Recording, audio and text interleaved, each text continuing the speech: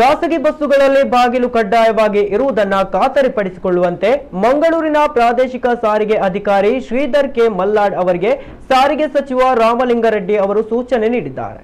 ನಿನ್ನೆ ಮಂಗಳೂರಿನಲ್ಲಿ ಸುದ್ದಿಗೋಷ್ಠಿಯಲ್ಲಿ ಅವರು ಮಾತನಾಡಿ, ಬಾಗಿಲುಗಳಿಲ್ಲದೆ ರಸ್ತೆಗೆ ಇಳಿಯುವ ಬಸ್ಸುಗಳಿಗೆ ಫಿಟ್ನೆಸ್ ಸರ್ಟಿಫಿಕೇಟ್ ನೀಡಬೇಡಿ ಎಂದು ಸೂಚಿಸಿದ್ದಾರೆ.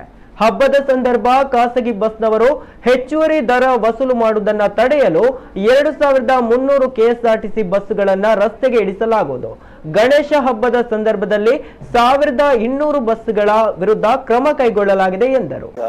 2013ರಲ್ಲಿ ನಾನು ಟ್ರಾನ್ಸ್ಪೋರ್ಟ್ ಮಿನಿಸ್ಟರ್ ಆದಾಗ ಇದರಲ್ಲಿ ಹೈದರಾಬಾದ್ಗೆ ಹೋಗುವಾಗ ಒಂದು ಬಸ್ಸಲ್ಲಿ ಹೀಗೆ 5 ಜನ ಸತ್ತೋಗ್ಬಿಟ್ರು, ಜ್ಞಾಪಕ ಇರಬೇಕು ನಿಮಗೆ. ಆಗ ನಾನು ಎಮರ್ಜೆನ್ಸಿ ಡೋರ್ ಇರಲಿಲ್ಲ. ನಾನು ಎಮರ್ಜೆನ್ಸಿ ಡೋರು ಇನ್ಕ್ಲೂಡಿಂಗ್ ನಮ್ಮ ಆರ್ ಟಿ ಸಿ ಬಸ್ಸಸ್ಗೂ ಸೇರಿ ಎಲ್ಲ ಪ್ರೈವೇಟ್ ಬಸ್ಸುಗಳಿಗೂ ಎಮರ್ಜೆನ್ಸಿ ಡೋರು ಮಾಡಿಸ್ತೆ. ಈಗ ನೀವು ಅಷ್ಟೇ ಆರ್ ಟಿ ಒನಲ್ಲಿ ಕಡ್ಡಾಯ ಮಾಡಿ, ಮಾಡ್ತಾರೆ, ಏನು ತೊಂದರೆ ಇಲ್ಲ, ಮಾಡ್ತಾರೆ. ಈಗ ಆರ್ ಟಿ ಒನಲ್ಲಿ ಕಡ್ಡಾಯ ಮಾಡಿದ್ರೆ ಅವ್ರು ಎಫ್ ಸಿಗೆ ಬಂದಾಗ ಆ ಡೋರ್ ಇದ್ದರೆ ಮಾತ್ರ ಮಾಡಬೇಕಾಗುತ್ತೆ. ಗಣೇಶ ಹಬ್ಬದಲ್ಲಿ 1200 ಕೇಸಸ್ ಹಾಕಿದ್ದೀವಿ.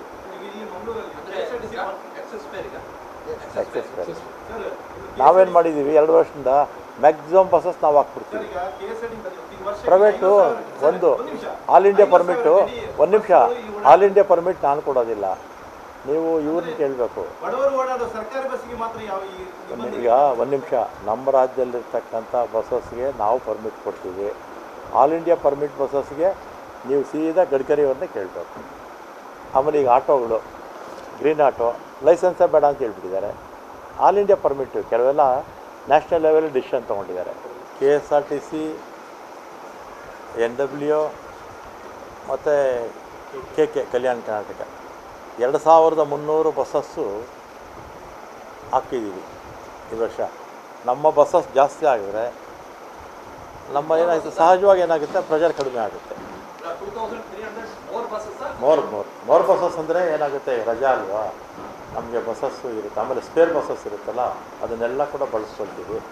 ಆಮೇಲೆ ಸ್ಕೂಲ್ ಇರೋದ್ರಿಂದ ಏನಾಗುತ್ತೆ, ಆ ಬಸ್ಸಸ್ ಎಲ್ಲ ಕಡಿಮೆ ಆಗುತ್ತಲ್ಲ, ಎಲ್ಲ ಸೇರಿ 2300 ಬಸ್ಸು ಹೆಚ್ಚುವರಿಯಾಗಿ ಹಾಕ್ತೀವಿ.